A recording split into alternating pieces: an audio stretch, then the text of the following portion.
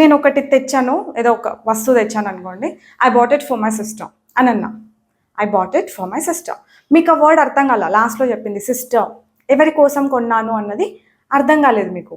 అప్పుడు ఎవరికి అని అడుగుతారు చూడండి, ఎవరికి అని అడుగుతారు, షార్ట్ క్వశ్చన్ అడుగుతారు. ఇంగ్లీష్లో అయితే whom did you by it for అని ఉంటుంది. కంప్లీట్ క్వశ్చన్ అడగం కదా, షార్ట్ క్వశ్చన్ అడుగుతాం కదా. సో ఎలా అడుగుతారు? ఫర్ హూమ్ అని అడుగుతారు.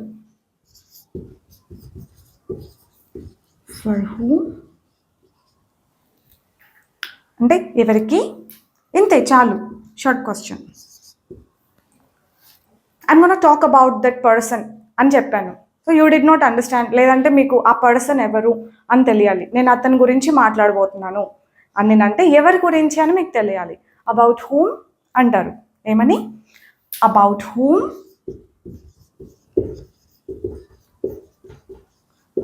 Did you observe one thing? మనం ఈ క్వశ్చన్స్ అన్ని ప్రిపోజిషన్స్తో ఉన్నాయి కదా, షార్ట్ క్వశ్చన్స్ అన్ని. ఎప్పుడు హూమేనా అంటే లేదు, చాలా వస్తాయి అన్నమాట question words. For what? I bought it for this that, ఏదో ఒక పర్పస్ కోసం కొన్నానని చెప్పాను అనుకోండి. So you want to know the purpose. For what? For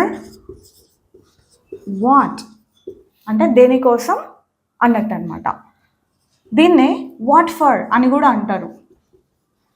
what for, ఇలా అన్న కరెక్టే, ఇలా అన్న కరెక్టే. ప్రిపోజిషనే కదా ఇది కూడా. సో ప్రిపోజిషన్స్తోనే వస్తున్నాయి చూడండి క్వశ్చన్స్ కదా.